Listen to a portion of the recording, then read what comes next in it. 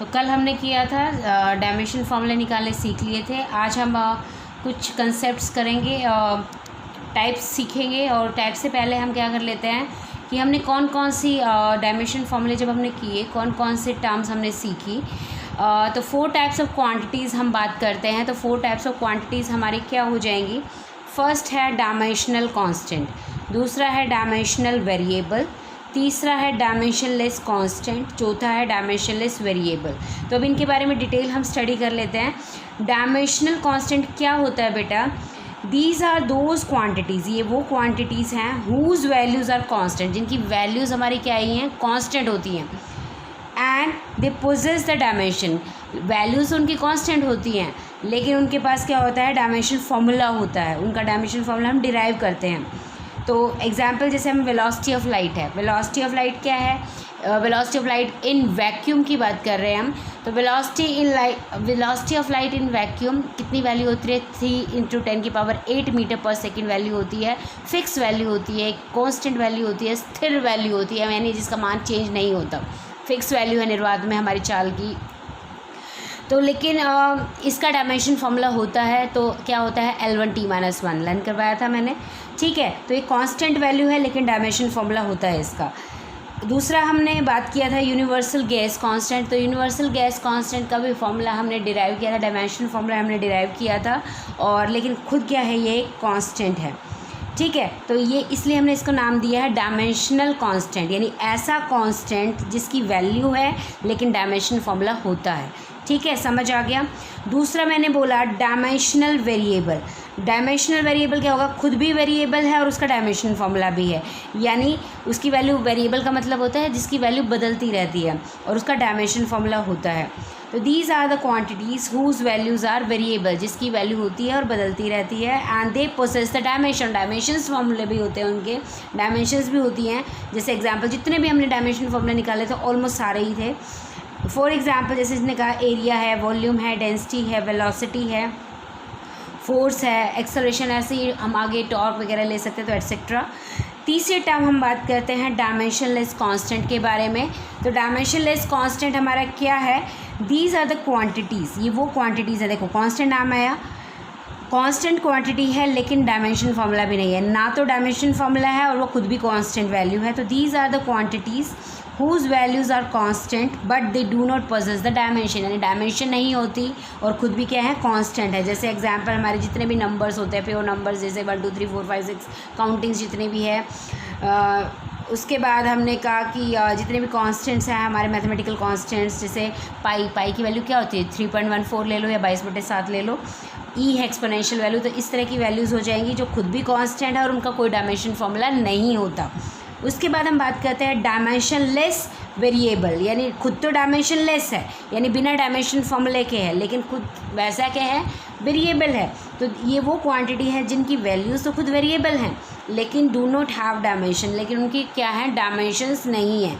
Example हमारे पास क्या है, जैसे हमने कहा था कि एंगल था, स्ट्रेन था, स्पेसिफिक ग्रेविटी था, इस तरह के फॉर्मूले मैंने बताए थे और वहाँ बताया भी था ये डायमेंशन खुद लेस है लेकिन वेरिएबल टर्म्स थी, ठीक है बेटा, समझ आ गया। अब हम यूजेस कर लेते हैं किसके, डायमेंशनल एनालिसिस के। तो यूजेस क्या क्या है, हम एप्लीकेशंस करेंगे इसकी। पहले फर्स्ट एप्लीकेशन आज हम करेंगे क्या है, to check the correctness of the formula, कि फार्मूला जो हमारा दिया गया है वो फार्मूला करेक्ट है या नहीं है, ट्रू है या फॉल्स है, एक्यूरेसी ऑफ द फार्मूला, इस तरह की वर्डिंग्स तुम्हारी दी होगी तो वो तुम्हें सॉल्व करने हैं। तो क्वेश्चन जैसे हम क्वेश्चन की फॉर्म में करेंगे। पहला क्वेश्चन अगर हम करते हैं, फर्स्ट क्वेश्चन है t = गिवन है 2π√L/g, और इनकी सिंबल्स के यूजुअल मीनिंग होंगे, चाहे तो तुम्हारा वेल नोन फार्मूला होगा और वेल नोन फार्मूला नहीं होगा तो तुम्हें बताएगा कि हर टर्म्स का मीनिंग क्या है, ठीक है बेटा। तो हमारे पास गिवन क्या है, हमारे पास गिवन है जो टाइम पीरियड है of a simple pendulum that is equal to 2π√L/g, और तुम्हें ये चेक करना है कि ये जो गिवन फार्मूला है वो हमारा करेक्ट है या नहीं है, ठीक है। तो अब हमें क्या करना है, हम कैसे करेंगे, हम बीच में एक लाइन लगाएंगे, एक साइड लिखेंगे लेफ़्ट हैंड साइड, दूसरी साइड हम लिखेंगे right hand side. Left hand side में हमारे पास क्या टर्म है, यहाँ पर t है, राइट साइड में हमारे पास क्या टर्म है, 2π√L/g है, ठीक है। तो लेफ्ट साइड में T is the time period of the pendulum, ठीक है, यानी ऑसिलेशंस का पेंडुलम ऑसिलेट कर रहा है तो उसका टाइम पीरियड कितना ले रहा है वो, तो टाइम पीरियड है। तो टाइम पीरियड का डायमेंशन फॉर्मूला क्या होता है, टी, बस इससे ज़्यादा हम फर्दर कुछ लिख ही नहीं सकते इसके बारे में। अब हम बात करते हैं राइट हैंड साइड की। तो राइट हैंड साइड में 2 है, तो 2 डायमेंशनलेस कांस्टेंट है, पाई हमारे पास ये भी कांस्टेंट है, डायमेंशनलेस कांस्टेंट। बचा हमारे पास क्या है, तुम्हें क्रॉस नहीं लगाना, तुम लिखोगे कि 2 and pi are dimensionless constant, dimensionless constant having no dimension formula, having no dimension formula. उसके बाद हमें क्या करना है, एल बाई जी है, एल हमारी लेंथ ऑफ द पेंडुलम है, जी एक्सेलरेशन ड्यू टू ग्रेविटी है, length of the pendulum L dimension formula हो जाएगा। एक्सेलरेशन ड्यू टू ग्रेविटी का फार्मूला मैंने तुम्हें बताया था, एक्सेलरेशन वाला ही होता है, L1 t-2, ठीक है। और इसकी पावर क्या है, रूट है, रूट की पावर का मतलब हाफ है, ठीक है। तो अब क्या है, एल से एल कैंसिल कर दो या ऊपर ले जाके 1 - 1 जीरो हो जाएगा, anything power 0 that is equal to 1। किसी की भी पावर अगर 0 होती है तो उसका आंसर 1 होता है, ठीक है। तो अब टी की -2 है, इसको ऊपर लेके जाएंगे तो टी की +2 बन जाएगी और उसकी पावर क्या है हमारे पास, हाफ, 2 और हाफ कट जाएगा तो क्या आ गया, टी। लेफ्ट साइड में भी टी है, राइट साइड में भी टी है, तो इसका मतलब हम क्या लिखेंगे, the given formula is dimensionally correct, ठीक है। तो ये हमारा ट्रू हो गया फार्मूला, ये फार्मूला सही होगा। ये क्यों हुआ, because left hand side is equal to right hand side. समझ आ गया, ठीक है, समझ आ गया। ऐसी एक और हम वेल नोन इक्वेशन ले लेते हैं जिनका हमें पता है कि वो ट्रू है। पहले हम ट्रू वाले कर लेते हैं कुछ एक, तो चेक करना है, check whether the given formula is true or not, v square minus u square equal to 2as। तो हमें पता है इक्वेशन ऑफ मोशन होती है, ट्रू होगी, लेकिन फिर भी हम इसको ऐसे ही मानेंगे कि हमें नहीं पता, स्टार्टिंग में इक्वल नहीं लेके चलेंगे, क्योंकि अगर शुरू में ही तुमने इक्वल लिख दिया इसका मतलब तुम प्रूफ कुछ भी नहीं कर रहे, ठीक है। तो तुम पहले क्वेश्चन लिखोगे, क्वेश्चन में लेफ्ट हैंड साइड में लिखोगे left hand side, right hand side, ठीक है। उसके बाद हमें क्या करना है, हमने लेफ्ट साइड लिख ली, हमने राइट साइड लिख ली। उसके बाद हमें क्या करना है, लेफ्ट साइड में क्या है हमारे पास, v square minus you square, right side में क्या है हमारे पास 2as, ठीक है, समझ आ रहा है। तो v square minus you square, तो v क्या है, वेलोसिटी, ये फाइनल वेलोसिटी है, ये इनिशियल वेलोसिटी है, तो हम क्या लिखेंगे, L1 t-1, ये डायमेंशन फार्मूला होता है वेलोसिटी का, माइनस ये भी डायमेंशन फार्मूला वेलोसिटी का है, बेशक ये वेलोसिटी चाहे इनिशियल है चाहे फाइनल है, ये final velocity, initial velocity, L1 t-1। अब हम क्या कहेंगे, तुम्हें मैंने बताया था कि प्रिंसिपल ऑफ होमोजेनिटी क्या कहता है। प्रिंसिपल ऑफ होमोजेनिटी बेटा ये कहता है कि अगर हमारे पास L + L हो तो भी एक बार L लिख देंगे हम उसका, और अगर L - L हो तब भी L लिखेंगे। क्यों, अगर L + L लिखेंगे तो 2L हो जाएगा, ज़्यादा 3L, अगर हम L + 2L करेंगे तो 3L हो जाएगा, लेकिन रहेगा क्या, वो लेंथ का ही रहेगा। तो मैंने कहा है कि उसको L + L अगर कितनी ही एक जैसी डायमेंशन फॉर्मूले ऐड हो रहे हो तो उनको एक बार लिखना है। ऐसे अगर सब्ट्रैक्ट हो रहा है, तुम कहो कि मैम 0L हो गए तो कट गया, हाँ कट गया, लेकिन कितनी लेंथ बची, 0 लेंथ बची, तो इसका मतलब लेंथ ही बची ना, या नहीं बची, तो क्या नहीं बची, लेंथ नहीं बची, तो इसका मतलब वो डायमेंशन फॉर्मूला किसका आएगा, लेंथ का आ जाएगा बेटा, ठीक है। तो हम क्या कहेंगे, according to the principle of homogeneity, तो इसको एक बार लिख लेंगे, L1 t-1, इसकी पावर 2 हो जाएगी। अब इसकी पावर 2 है तो हम इसको पावर लगा देते हैं, 1 की पावर 2 यानी L की 2 हो गया, और T की -1 × 2 दैट इज़ -2। तो हमारे पास जो लेफ्ट हैंड साइड जितना मैक्सिमम हम सॉल्व कर सकते थे वो हमने सॉल्व कर लिया है। अब हम राइट साइड की बात करते हैं। यहाँ पर हमारे पास 2as है, तो तुम्हें पता है 2 is a constant having no dimension formula, a is acceleration due to gravity, और s हमारा डिस्प्लेसमेंट है, डिस्टेंस का हो, डिस्प्लेसमेंट का हो। एक्सेलरेशन ड्यू टू ग्रेविटी का फॉर्मूला क्या होता है बेटा, L1 t-2 होता है, ठीक है, ये फार्मूला होता है। और डिस्प्लेसमेंट का फार्मूला क्या होता है, L होता है। तो यहाँ भी L है, यहाँ भी L है, तो पावर्स क्या हो जाएंगी, ऐड हो जाएंगे। अगर बेसिस हमारे सेम है यानी नीचे की चीज़ सेम है तो हम पावर्स को ऐड कर देते हैं बेटा, किसके साथ, साइन के साथ ऐड कर देते हैं। तो हमारे पास हो जाएगा L2 t-2। अब देखो इससे ज़्यादा हम नहीं सॉल्व कर सकते। लेफ्ट साइड और राइट साइड क्या आ गई हमारी इक्वल, हम लिखेंगे left hand side as left hand side is equal to right hand side, therefore the given formula is dimensionally correct, ठीक है, समझ आ गया। तो अब नेक्स्ट क्वेश्चन गिवन है, check the correctness of the relation given है h is equal to 2 sigma cos theta divided by r square d g. और गिवन है जो सिंबल्स हमारे दे रखे हैं कि h क्या है, हाइट है, सिग्मा क्या है, सरफेस टेंशन है, theta angle of contact given है, आर रेडियस है, डी डेंसिटी है और जी एक्सेलरेशन ड्यू टू ग्रेविटी है। और तुम्हें ये बताना है कि ये जो फॉर्मूला गिवन है वो ट्रू और फॉल्स है। अब देखो, लाइन लगा के भी कर सकते थे और नहीं तो पहले हम ऐसे भी कर सकते हैं कि सीधा पहले लेफ्ट हैंड साइड लिखा, ताकि तुम्हें लगे एक जगह सिर्फ एक छोटी सी वैल्यू आ रही है, बार बार लाइन हमारा पेपर वेस्ट हो रहा है।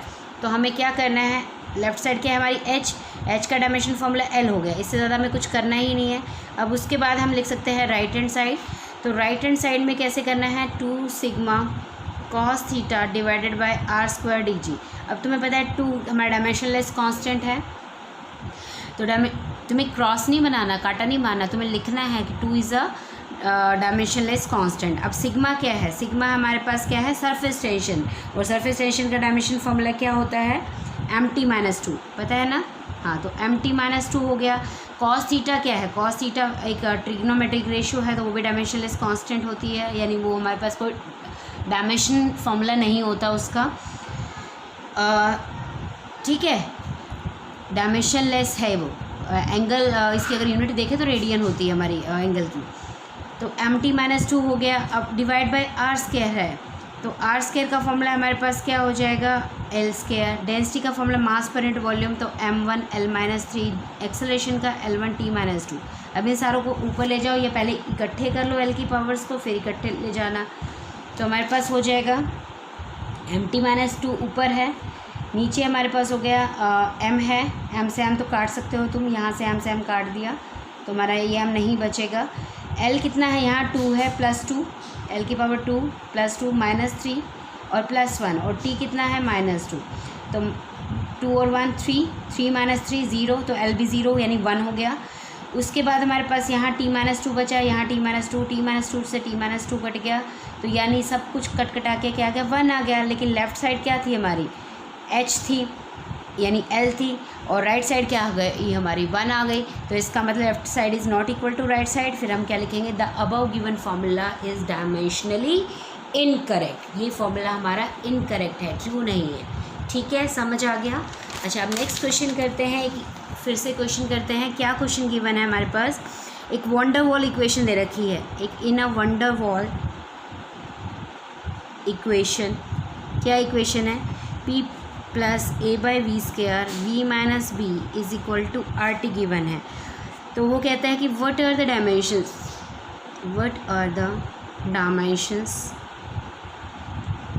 ऑफ a एंड b का डायमेंशंस फार्मूला निकलवा रहा है वो। और वो क्या कहता है, where p is pressure, p pressure है, v क्या है, वॉल्यूम है, t टेम्परेचर गिवन है, एंड r क्या गिवन है, गैस कांस्टेंट गिवन है, ठीक है। तो अब इसको कैसे करना है, देखो कैसे करना है। अब मैंने प्रिंसिपल ऑफ होमोजेनिटी तुम्हें भी बताया था कि अगर l + l है तो एक बार लिख लो, और वैसे भी तुम्हें ये पता होना चाहिए कि l + l है, उसका आंसर l ही आएगा ना। इसको अगर चलो ऐसा नहीं समझ आया तो हम ये कहते हैं, हमारे पास तुम्हारे पास 2 एप्पल है और तुम्हारे फ्रेंड के पास 1 एप्पल है, ठीक है। तो अगर हम कहें कि टोटल एप्पल कितने हुए, तो हम कहेंगे 3 एप्पल हो गए। तुम्हारे पास 2, उसके पास 1 एप्पल है, तो 3 एप्पल हो गए हमारे पास। लेकिन अगर तुम्हारे पास 2 एप्पल है और उसके पास 1 ऑरेंज है, और हम कहेंगे कितने एप्पल हुए, तो हमारे पास तो 2 ही एप्पल है, टोटल भी 2 ही हैं, तुम्हारे पास भी 2 ही हैं, ठीक है। और लेकिन अगर हम कह दें कि टोटल फ्रूट्स कितने हैं, तो हम 3 फ्रूट्स लिखेंगे, यानी नाम ही चेंज कर दिया। लेकिन अगर कोई चीज़ हमने ऐड करनी है, टोटल करनी है, तो हम क्या कहेंगे, टोटल करनी है तो हम क्या कहेंगे, 3 क्यों ऐड किया, हमने कहा कि एप्पल ना कह के फिर उसको फ्रूट का, एक के पास 2 फ्रूट, दूसरे के पास 1 फ्रूट, तो टोटल फ्रूट इज़ 3 फ्रूट्स, ठीक है। तो अब हम अगर एप्पल की ही फॉर्म में बात करें, तो एप्पल को ही ऐड कर सकता है, एप्पल में से ही ख़त्म हो सकता है, ठीक है। तो कैसे ख़त्म हो सकता है, अगर हम उसको खा लें, ठीक है, या किसी को दे दें तो ख़त्म हो सकता है। तो अब हम क्या कहना चाह रहे हैं कि हमेशा like terms added to like, यानी एक जैसी टर्म्स में एक जैसी टर्म्स ऐड की जाती है। तो ये इसका मतलब अगर ये 2 टर्म्स हमारी ऐड है, इसका मतलब इसका डायमेंशन फार्मूला और इसका डायमेंशन फार्मूला क्या हो गया, सेम हो गया, ठीक है। हम क्या लिखेंगे, pressure can be added to the pressure only, right. Same हम सब्ट्रैक्ट वाला भी कहेंगे, अगर ये वॉल्यूम है तो ये भी वॉल्यूम होगा। तो हम कैसे करेंगे, इनको इक्वेट करेंगे, ठीक है। इक्वेट कैसे करेंगे, यानी प्रेशर और A/V² का सेम डायमेंशन फॉर्मूला है। अब क्या कर दो, क्रॉस मल्टीप्लाई कर दो, क्योंकि तुम्हें डायमेंशन फॉर्मूला किसका निकालना है, A का निकालना है। तो A = PV² हो जाएगा। प्रेशर का डायमेंशन फॉर्मूला क्या होता है बेटा, M1 L-1 T-2 होता है। और वॉल्यूम का क्या होता है, L3, इसका स्क्वायर गिवन है। तो इसको सोल्व कर लो, तो M1 L-1 T-2 तो है ही है। L की कितनी हो गई, 6 हो गई, 3 2 6, तो L की 6 हो गई। अब ये भी L, ये भी L को इकट्ठा कर दो, M1 L-1 + 6, क्योंकि अब अगर बेस सेम हो तो पावर जुड़ जाती है साइन के साथ। अब रह गया T की -2, तो हमारे पास कितना हो गया, प्लस माइनस माइनस, साइन किसका आएगा, जो बड़ा होगा, तो 6 बड़ा है। तो M1 L5 T-2, तो ये डायमेंशन फॉर्मूला किसका आ गया बेटा, A का, ठीक है। सिमिलरली V - B की भी सेम डायमेंशन होगी। अगर हमने इसको सब्ट्रैक्ट कर रखा है तो V = B हो जाएगा, यानी B हमारे पास क्या हो गया, L3 आ गया। तो डायमेंशन फॉर्मूले आ चुके हैं हमारे पास A और B का, ठीक है, समझ आया। ऐसे ही एक और क्वेश्चन कर लेते हैं बेटा। क्या है, राइट द डायमेंशंस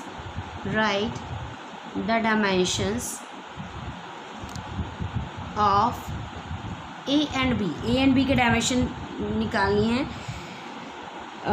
गिवन है इन द रिलेशन, कौन सा रिलेशन गिवन बेटा, P = B - x² / AT। अब P क्या गिवन है, पावर, हर जगह प्रेशर नहीं होता, P is the power given है। x क्या है हमारे पास, डिस्टेंस है, और T क्या है हमारे पास, टाइम। समझ आ गया। तो अब हम क्या करेंगे, सॉल्व करेंगे। अब देखो, जैसे अभी हमने प्रिंसिपल ऑफ होमोजेनिटी करा था, तो वैसे ही निकालेंगे। अब देखो, ये दोनों टर्म सब्ट्रैक्ट हैं, तो इसका मतलब इसका डायमेंशन फॉर्मूला और इसका डायमेंशन फॉर्मूला सेम है। तो यहाँ से हम कह सकते हैं B = x², और x क्या है, डिस्टेंस। तो डिस्टेंस का डायमेंशन फॉर्मूला क्या होता है, L, और इसकी पावर क्या है, 2, तो L की स्क्वायर आ गया, हो गया। अब हमें A करना है। अब ये सॉल्व करोगे, P = अब क्योंकि हमने कहा प्रिंसिपल ऑफ होमोजेनिटी ये भी कहता है like quantities are added to like and subtracted to like, इसका मतलब L² - L² / AT। Cross multiply कर देंगे हम, ठीक है, क्रॉस मल्टीप्लाई कर दो इसको एक बार लिखने के बाद। तो हम लिखेंगे P/1 = L² / AT। Cross multiply किया हमने, A इधर रखा, L² / P, और ये T। अब हम क्या करेंगे, हम सॉल्व करेंगे, और क्या कर सकते हैं, ठीक है जी। तो अब हमारे पास A आ गया, L² / PT आ गया, ठीक है।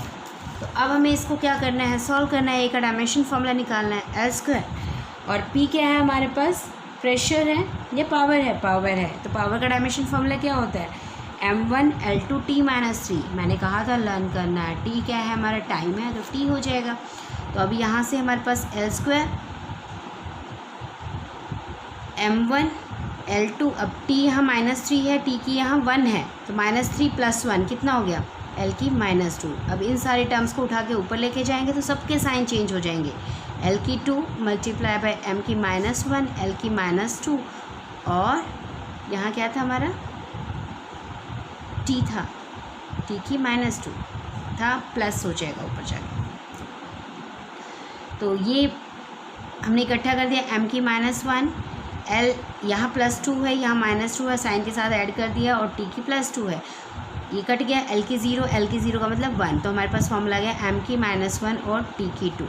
तो ये डायमेंशन फॉर्मूला हमारा किसका आ गया बेटा, A का डायमेंशन फॉर्मूला आ गया, ठीक है, समझ आ गया।